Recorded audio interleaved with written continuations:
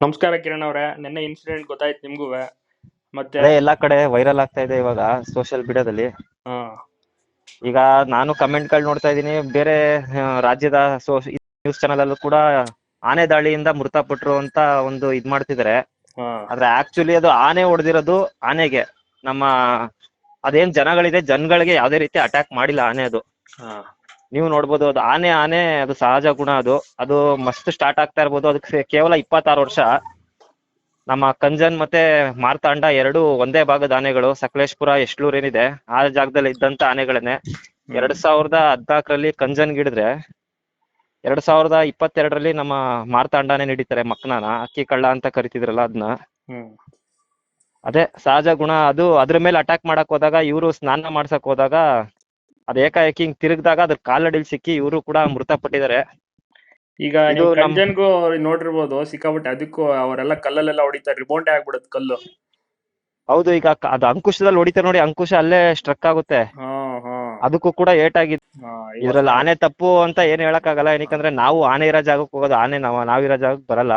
ಹೌದು. ಅಲ್ಲಿ ಈಗ ನೋಡಿ, ರಿವರ್ ರಾಫ್ಟಿಂಗ್ ಇದೆ.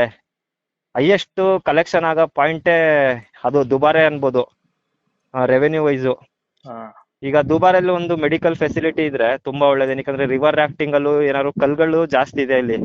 ಹಾ ಅಲ್ಲಿ ಹೆಚ್ಚು ಕಮ್ಮಿ ಆದ್ರೆ ಅವರು ಮಡಿಕೇರಿಗೆ ಹೋಗ್ಬೇಕು, ಇಲ್ಲ ಮೈಸೂರಿಗೆ ಬರ್ಬೇಕು, ಕುಶಾಲನಗರ. ಇಲ್ಲ ಕುಶಾಲ್ ನಗರಕ್ಕೆ ಹೋಗ್ಬೇಕು. ಮೇನ್ ಎಮರ್ಜೆನ್ಸಿ ಅಂದ್ರೆ ಕುಶಾಲ್ ನಗರ, ಅಲ್ಲಿಂದ 17-18 ಕಿಲೋಮೀಟರ್ ಅಲ್ಲಿಗೆ ಹೋಗ್ಬೇಕು. ಹಾ ಈಗ ಅಲ್ಲೇ ಇದ್ರೆ ಒಂದು ಇಷ್ಟೊಂದು ರೆವೆನ್ಯೂ ಇರೋ ಒಂದು ಟೂರಿಸ್ಟ್ ಸ್ಪಾಟ್ ಹ್ಮ್ ಇದು. ನಮ್ಮ ಕರ್ನಾಟಕದ ಆಸ್ತಿ ಅನ್ಬೋದು ಒಂಥರ.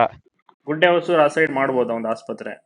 ಇಲ್ಲ, ದುಬಾರೆ ಕ್ಯಾಂಪಲ್ಲಿ ಎಷ್ಟೊಂದು ಶಾಪಿಂಗ್ ಕಾಂಪ್ಲೆಕ್ಸ್ ಐತೆ, ಅಲ್ಲೇ ಎಷ್ಟೊಂದು ಜಾಗ ಇದೆ. ಅಲ್ಲೇ ಅವ್ರು ಮಾಡ್ಬೋದು, ಅವ್ರ ಅಧಿಕಾರಿಗಳು ಮನ್ಸ್ಬಿಟ್ರೆ. ನಮ್ಮ ಅರಣ್ಯ ಇಲಾಖೆನೂ ಒಂದ್ ಸ್ವಲ್ಪ ಮಾತಾಡಿ ಮಾಡ್ಬೋದು ಅಲ್ಲೇನೆ.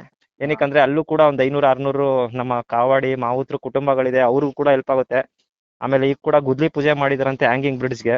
ಹಾ ಹಾ ಅದ್ ಹ್ಯಾಂಗಿಂಗ್ ಬ್ರಿಡ್ಜ್ ಬದ್ಲಿ ಕಾಂಕ್ರೀಟ್ ಬ್ರಿಡ್ಜ್ ಮಾಡ್ಬಿಟ್ರೆ ತುಂಬಾ ಒಳ್ಳೇದು. ಏನಕ್ಕಂದ್ರೆ ಈಗ ಕಾರ್ಯಾಚರಣೆ ವರ್ಷ ಫುಲ್ ನಡೀತಾನೆ ಇರುತ್ತೆ.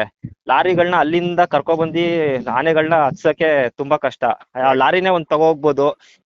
ಈಗ ನಮ್ಮ ಮಾವುತರು ಕಾವಡಿ ಹತ್ರನು ಸೊಪ್ಪು ತರಕ್ಕೆ ಟ್ರಕ್ಗಳಿದೆ, ಅವರು ಕೂಡ ಆರಾಮಾಗಿ ಇಲ್ಲೇ ಓಡಾಡ್ಬೋದು. ಈಗ ನಾವು ಮಾಲ್ದಾರೆ ಮೇಲೆ ಓಡಾಡ್ತೀವಿ ಅಂದ್ರೆ ಹೆಚ್ಚು ಕಮ್ಮಿ 8-10 ಕಿಲೋಮೀಟರ್ ಆಗುತ್ತೆ. ಅದು ರೋಡ್ 1 ಅವರ್ ಬೇಕು 10 ಕಿಲೋಮೀಟರ್ ಹೋಗಕ್ಕೆ ಅವ್ರಿಗೆ, ಕರೆಕ್ಟ್. ಗಾಡಿಗಳಲ್ಲಿ ಹೋಗ್ಬೇಕು ಅಂದ್ರೆ. ಆ, ತುಂಬಾ ಕಷ್ಟ. ಆಮೇಲೆ ಆನೆಗಳ ಕಾಟ ಬೇರೆ ಅಲ್ಲಿ. ಎಮರ್ಜೆನ್ಸಿ ಈಗ ನೈಟ್ ಹೊತ್ತು ಏನೋ ಒಂದು ಅವ್ರಿಗೆ, ಒಬ್ರು ಪ್ರೆಗ್ನೆಂಟ್ ಇರ್ತಾರೆ, ಇನ್ನೊಬ್ರಿಗೆ ಅಸ್ತಮಾ ಪೇಷಂಟ್ ಇರ್ತಾರೆ, ಹಾ ಅವ್ರಿಗೂ ಕೂಡ ಹೋಗಕ್ಕೆ ಸುಮಾರು ಸಾವುಗಳು ಕೂಡ ಆಗಿದೆ ಅಲ್ಲಿ.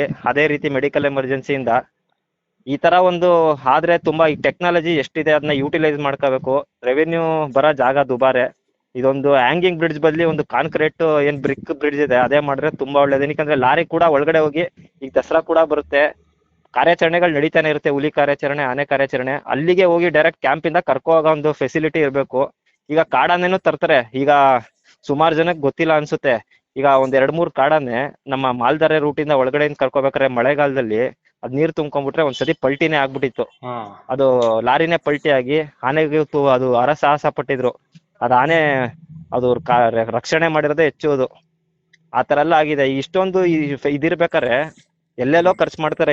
ಇದ್ರಲ್ಲಿ ಮಾಡಿದ್ರೆ ಏನ್ ತಪ್ಪಿಲ್ಲ. ಏನಕ್ಕಂದ್ರೆ ಫಾರೆಸ್ಟ್ ಡಿಪಾರ್ಟ್ಮೆಂಟ್ ಇದ್ರ ಬಗ್ಗೆ ಯೋಚನೆ ಮಾಡಿ ಒಂದು ಮೆಡಿಕಲ್ ಫೆಸಿಲಿಟಿ, ಹಾಗೆ ಬ್ರಿಡ್ಜು ಕೂಡ ಅದ್ರ ಬಗ್ಗೆ ಒಂದು ಇದಾಗ್ಬೇಕು. ಇದ್ರಲ್ಲಿ ಇನ್ಮೇಲೆ ಆನೆಗಳು ತಪ್ಪು ಅಂತ ನಾವೇನ್ ಹೇಳಕ್ ಆಗಲ್ಲ. ಇನ್ಮೇಲೆ ಸ್ನಾನ ಮಾಡ್ಸಕ್ ಆಗೋದಿಲ್ಲ. ಅದೇ ಈಗ ಸ್ಟಾಪ್ ಮಾಡಿದಾರೆ, ಅದು ಒಳ್ಳೇದೇನೆ. ಈಗ ಏನಂದ್ರೆ ನಾವೇ ಮನುಷ್ಯರು ಈಗ ಸ್ವಿಮ್ಮಿಂಗ್ ಮಾಡಕ್ ಹೋದ್ರೆ ನಮ್ಗೆ ಆ ತರ ಈಜಾಡ್ಬೇಕು ಈ ತರ ಈಜಾಡ್ಬೇಕು ಅಂತ ಅನ್ಸ್ತದೆ. ಈಗ ಆನೆಗೆ ಅದು ನೀರ್ ಅಂದ್ರೆ ತುಂಬಾ ಆಸೆ. ಅದಕ್ಕೆ ಗೊಂಬೆ ತರ ಕುತ್ಕೊಂಡ್ ಅಳ್ಳಾಡಂಗಿಲ್ಲ. ಈಗ ಈ ಕಡೆ 5 ಜನ, ಈ ಕಡೆ 5 ಜನ, ಮುಖದ ಹತ್ರ ಒಂದಿಬ್ರು ಬಂದ್ರೆ ಹೌದು. ಅದಕ್ಕೂ ಕಿರಿಕಿರಿನೇ. ಈಗ ನಮ್ಗೆ ಒಂದ್ 50 ಜನ ನಮ್ ಮುಂದೆ ಸರೌಂಡಿಂಗ್ ಆಗ್ಬಿಟ್ರೆ ನಮ್ಗೆ ಒಂಥರ ಮೆಂಟಲಿ ಡಿಸ್ಟರ್ಬ್ ಆಗ್ತೀವಿ ನಾವೇನೆ. ಈಗ ಆನೆಗೆ 100 ಜನ ಈಗ ಪ್ರವಾಸಿಗರು ದಿನ ದಿನ ಹೆಚ್ಚಾಯ್ತಾನೆ ಇರ್ತಾರೆ, ಕಮ್ಮಿ ಅಂತೂ ಆಯ್ತಲ್ಲ. ಈಗ ಒಂದ್ ಆನೆಗೆ 100 ಜನ ಅಕ್ಕಪಕ್ಕ ಇದ್ರೆ ಅದಕ್ಕೂ ಮೆಂಟಲಿ ಡಿಸ್ಟರ್ಬ್ ಆಗಿರ್ಬೋದು. ಹೌದು. ಮೊದ್ಲೆಲ್ಲ ಈಗ ಹೆಂಗೆ ಅಂದ್ರೆ ಸ್ನಾನ ಮಾಡ್ಸೋದ್ ತಪ್ಪು ಅಂತ ಹೇಳ್ಸಲ್ಲ, ಪ್ರತಿಯೊಬ್ರಿಗೂ ಆಸೆ ಇರುತ್ತೆ. 2-3 ಜನ ಇದ್ರೆ ಅದು ಒಂಥರ ಓಕೆ. ಒಂದ್ ಆನೆಗೆ 2-3 ಜನ ಇದ್ರೆ, ಈಗ ಸರೌಂಡಿಂಗ್ 7-8 ಆನೆ ಇದೆ, 7-8 ಆನೆ ಜಾಗದಲ್ಲಿ 106 ಜನ ಇದಾರೆ, ಅದೆಷ್ಟು ಒಂಥರ ಮನಸ್ಸಿಗೆ ಕಿರಿಕಿರಿ ಆಯ್ತದೆ. ಈಗ ಕರೆಕ್ಟ್. ಒಂದ್ ಆನೆ ಅಗ್ರೆಸಿವ್ ಆದ್ರೆ 200 ಜನ ಸಿಬ್ಬಂದಿಗಳು ಬಂದ್ರು ಅದನ್ನ ಕಂಟ್ರೋಲ್ ಮಾಡೋ ತಾಕತ್ ಯಾರಿಗೂ ಇಲ್ಲ. ಅದಂತೂ ಗ್ಯಾರಂಟಿ ಅಲ್ವಾ. ಅದೆಷ್ಟು ಹೌದು. ಡೆತ್ಗಳಾಗ್ಬೋದು, ಎಷ್ಟು ಇಂಜುರಿಗಳಾಗ್ಬೋದು. ಅದೊಂದು ಒಳ್ಳೇದೇನೆ ಬಿಡಿ, ಅದು ಸ್ನಾನದ್ದು ಮಾಡಿದ್ದು. ಹೌದು. ಈ ಕಂಜನ್ಗೆ ತಲೆ ಭಾಗ ಸ್ವಲ್ಪ, ಹೊಟ್ಟೆ ಭಾಗನೂ ಪೆಟ್ಟಾಗಿದೆ. ಅದೇ ಹೊಟ್ಟೆ ಭಾಗ ಆಮೇಲೆ ಕಿವಿ ಹತ್ರ ಅವರು ಅಂಕುಶದಿಂದ ಎಳೆದಿರೋದ್ರಿಂದ ಅದು ಕೂಡ ಒಂದ್ ಸ್ವಲ್ಪ ಪೆಟ್ಟಾಗಿದೆ. ಆದ್ರೆ ಅದೆಲ್ಲ ಸಹಜ. ಅವರು ಕಂಟ್ರೋಲ್ ಮಾಡ್ಬೇಕಂದ್ರೆ ಈಗೇನು ಹಂಗೆ ಆಗಲ್ವಲ್ಲ, ಅದು ಏಟ್ ಹೊಡಿಲೇಬೇಕಲ್ವಾ. ಹೌದೌದು. ಈಗ ಅವನು ಕಾವಡಿನೂ ಕೂಡ ಸಿಕ್ಕಾಪಟ್ಟೆ ಪ್ರಯತ್ನ ಪಟ್ಟಿದ್ದಾನೆ. ಅವ್ನ ಜೀವನೇ ಲೆಕ್ಕಿಸದೆ ಅವನು ಅಷ್ಟು ಒಂದು ಟ್ರೈ ಮಾಡಿದ್ದಾನೆ. ಬೇರೆ ಬೇರೆ ಕೇರಳ ಗಿರಳ ಆಗಿರ್ಬೋದು, ಅಲ್ಲಿ ನೋಡಿದ್ರೆ ಮಾವುತ್ರೆ ಆರ್ಬಿಟ್ಟಿರ್ತಾರೆ ಕೆಳಗಡೆ, ಅದ್ ಬಿಟ್ಬಿಡ್ತಾರೆ. ಕರೆಕ್ಟ್.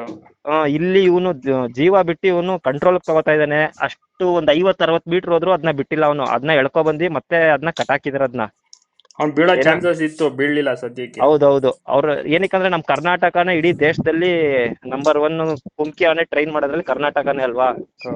ಏನಂದ್ರೆ ನಮ್ಗೂ ಏನ್ ಆಸೆ ಅಂದ್ರೆ, ಒಂದು ಇಷ್ಟು ವರ್ಷದಲ್ಲಿ ನಮ್ಮ ಕರ್ನಾಟಕ ಕ್ಯಾಂಪ್ ಅಲ್ಲಿ ಯಾವುದೇ ರೀತಿ ಈ ತರ ಇನ್ಸಿಡೆಂಟ್ ಆಗಿರ್ಲಿಲ್ಲ. ಆನೆ ಓಡೋಗಿರೋ ಇನ್ಸಿಡೆಂಟ್ ಗಳು ನೋಡಿದ್ವಿ, ಆದ್ರೆ ಡೆತ್ ಇನ್ಸಿಡೆಂಟ್ ಯಾವತ್ತೂ ನೋಡಿರ್ಲಿಲ್ಲ. ಇದೇ ಮೊದಲನೇ ಬಾರಿ. ಈ ತರ ಇನ್ ಮುಂದೆ ಆಗ್ಬಾರ್ದು. ಆತರ ಒಂದು ಕ್ರಮ ಕೈಗೊಳ್ಳಿ ನಮ್ಮ ಅರಣ್ಯ ಅಧಿಕಾರಿಗಳು. ಹಾಗೆ ದಸರಾ ಕೂಡ ಸ್ಟಾರ್ಟ್ ಆಯ್ತಾ ಇದೆ. ದಯವಿಟ್ಟು ಏನ್ ಹೇಳೋದಂದ್ರೆ, ಜನಗಳು ಒಂದ್ 100 ಮೀಟರ್ ದೂರದಿಂದಾನೆ ನೋಡಿ. ಈ ಇನ್ಸಿಡೆಂಟ್ ಗಳು ನೀವು ನೋಡ್ತಾ ಇರ್ತೀರಾ, ನೋಡಿದ್ರು ಸೊಂಡ್ಲೆತ್ಸಿ ಫೋಟೋ ಹೊಡಿಸ್ಬೇಕು, ರೀಲ್ಸ್ ಮಾಡ್ಬೇಕು ಅಂತ ಹೋದ್ರೆ ಇಡೀ ದಸರಾಗೆ ಕರ್ನಾಟಕಕ್ಕೆ ಒಂದು ಕೆಟ್ಟ ಹೆಸರು. ದಸರಾದಲ್ಲಿ ಏನಾದ್ರು ಒಂದ್ ಇನ್ಸಿಡೆಂಟ್ ಆಯ್ತು ಅಂದ್ರೆ, ಇದೊಂದು ದಯವಿಟ್ಟು ನಮ್ ಜನಗಳು ಅರ್ಥ ಮಾಡ್ಕೊಬಿಟ್ಟು ಫೋಟೋ ಲೈಫ್ ಟೈಮ್ ಹೊಡಿಸ್ಬೋದು ಬೇಕಾದ್ರೆ ಎಲ್ಲಾರು ನೀವು ಫ್ರೀ ಇದ್ದಾಗ. ಆದ್ರೆ ದಸರಾ ಅಂತ ಪ್ರೊಸೆಷನ್ ಟೈಮು ಈ ತರ ಇದ್ರಲ್ಲಿ ಹೊಡ್ಸಿದ್ರೆ ಏನಾದ್ರು ಹೆಚ್ಚು ಕಮ್ಮಿ ಆದ್ರೆ ಯಾರು ಹೊಣೆ ಹೇಳಿ? ಹೌದೌದು. ಈಗ ದಸರಾ ಬೇರೆ ಶುರು ಆಗುತ್ತೆ. ಹೌದು, ಜನಗಳು ಕಿರಿಕಿರಿ ಶುರು ಮಾಡ್ತಾರೆ ಈಗ. ಹೌದು. ಅದ್ ನಾವು ನೋಡಿ, ನಾವು 30 ವರ್ಷದಿಂದ ದಸರಾನ ನೋಡಿದೀವಿ, ಅಷ್ಟು ಜನ ನೋಡಿಲ್ಲ. ಈಗ ಕೆಲವು 4 ವರ್ಷದಿಂದ ದಸರಾ ಇದೆಯಲ್ಲ ಕ್ರೇಜ್. ಈಗ 4 ವರ್ಷದಿಂದ ಏನ್ ಸ್ಟಾರ್ಟ್ ಆಗಿದೆ ದಸರಾ. ನಾನು ಹುಟ್ಟಿ ಬೆಳೆದಿದ್ದೆಲ್ಲ ಮೈಸೂರಿಂದ, ಆ ತರ ಜನ ನೋಡೇ ಇಲ್ಲ ಅನ್ಕೊಳ್ಳಿ. ಆನೆ ಹತ್ರ ಹೋಗೋದಾಗ್ಲಿ, ನಾವು ಮೊದ್ಲು ಕಾಲೇಜ್ಗೆ ಹೋಗ್ಬೇಕಾರೆ ಆಮೇಲೆ ನಾವು ಕೆಲ್ಸಕ್ಕೆ ಹೋಗ್ಬೇಕಾದ್ರೂ ನೋಡಿದೀವಿ ಆನೆಗಳು ಬರೋದು. ಒಂದ್ ಹಬ್ಬ ಅಂದ್ರೆ ಒಂದ್ 50ರಿಂದ 100 ಜನ ನಿಂತ್ಕೊಂಡು ಆನೆ ನೋಡಿದ್ರೆ ಅದೇ ದೊಡ್ಡ ವಿಚಾರ ಅವಾಗ. ಆಗ ಯಾರು ಅಷ್ಟು ಬರ್ತಾರಿಲ್ಲ. ಮೊದ್ಲೆಲ್ಲ ಆನೆಗಳಿಗೆ ಸ್ನಾನ ಮಾಡ್ಸಕ್ಕೆ ಕಾರಂಜಿ ಕೆರೆ ಕರ್ಕೊ ಹೋಗೋರು ಬೆಳಗ್ಗೆ ಹೊತ್ತು. ಇಲ್ಲಿ ನಮ್ ಬನ್ನಿ ಮಂಟಪ ಕರ್ಕೊ ಬರ್ತಾ ಇರ್ಲಿಲ್ಲ ಅವರು. ಅವಾಗ ಅಷ್ಟು ಜನಾನೇ ಇರ್ಲಿಲ್ಲ. ಈಗ ಏನಾಗಿದೆ, 2020 ಏನು ನಮ್ಮ ಕರೋನಾ ಬಂದ್ ಆದ್ಮೇಲಿಂದ ಯಾವಾಗ ದಸರಾ ಸ್ಟಾರ್ಟ್ ಆಯ್ತು, ಇಲ್ಲಿ 100 ಜನ ಇದ್ದಿದ್ದು 1000 ಆಯ್ತು, 1000 ಇದ್ದಿದ್ದು 1,00,000 ಆಯ್ತು. ಆಮೇಲೆ ಫೋಟೋ ಈಗ ಏನಂದ್ರೆ, ಮೊದ್ಲೆಲ್ಲ ಕ್ಯಾಮ್ರಾ ಇರ್ಲಿಲ್ಲ, ಈಗ ಎಲ್ಲಾರ ಕೈಲೂ ಮೊಬೈಲು. ಎಲ್ಲಾರ್ಗು ಈಗ ಫೋಟೋ ರೀಲ್ಸ್ ಹಾಕ್ಬೇಕು, ಅಲ್ಲಿಗೆ ಹಾಕ್ಬೇಕು ಅಂತ ಅವರು ಈಗ ಫೋಟೋಗಳ್ದು ಇದು ಮಾವುತರು ಎಷ್ಟು ಸತಿ ಹೇಳ್ತಾರೆ. ನಾನೇ ಕನ್ನಡ ನೋಡಿದೀನಿ. ಈಗ ಆಗಲ್ಲ, ಆನೆ ವಾಕಿಂಗ್ ಮಾಡಿ ಸುಸ್ತಾಗಿದೆ ಅಂತ ಹೇಳಿದ್ರು ಇಲ್ಲ ಒಂದೇ ಒಂದ್ ಫೋಟೋ ಕೊಡಿ, ಇಲ್ಲ ನೀವ್ ಯಾಕೆ ಕೊಡಲ್ಲ ಬೇರೆಯವ್ರು ಕೊಡ್ತೀರಾ ಅಂತ ಅವ್ರ ಜೊತೆನೆ ವಾದ ಮಾಡ್ತಾರೆ. ಈಗ ನಾವೇ ಎಲ್ಲೋ ಹೋಗ್ ಬಂದು ಸುಸ್ತಾಗಿರ್ತೀವಿ, ಸುಸ್ತಾಗಿ ಬಂದು ಮತ್ತೆ ಹಂಗ್ ಫೋಟೋ ಹೊಡ್ಸಿ ಹಿಂಗ್ ಹೊಡ್ಸಿ ಅಂದ್ರೆ ನಮ್ಗೆ ಒಂಥರ ಇರಿಟೇಷನ್ ಆಗುತ್ತೆ. ಇನ್ನೂ 5,000 kg ಇರೋ ಆನೆ, ಅದಕ್ಕೆ ಎಷ್ಟು ಇರಿಟೇಷನ್ ಆಗುತ್ತೆ. ಅದು ಬೆಳಗ್ಗೆ ವಾಕಿಂಗು, ಸಂಜೆ ವಾಕಿಂಗು, ಅಲ್ಲಿ ಟ್ರೈನಿಂಗು. ಅದು ನಾವು ಅರ್ಥ ಮಾಡ್ಕೋಬೇಕು, ಅದು ಪ್ರಾಣಿ ಐತೆ. ಎಲ್ಲಾ ಆನೆನೂ ಅಭಿಮನ್ಯು ಆಗಕ್ ಆಗಲ್ಲ. ಏನ್ ಮಾಡೋದ ಈಗ? ಅದೊಂದು ಪರಿಸ್ಥಿತಿ ಬರಬಾರ್ದು ನಮ್ಮ ಮೈಸೂರ್ಗೆ, ಯಾವ್ದೇ ಕೆಟ್ಟ ಇನ್ಸಿಡೆಂಟ್ ಆಗ್ಬಾರ್ದು.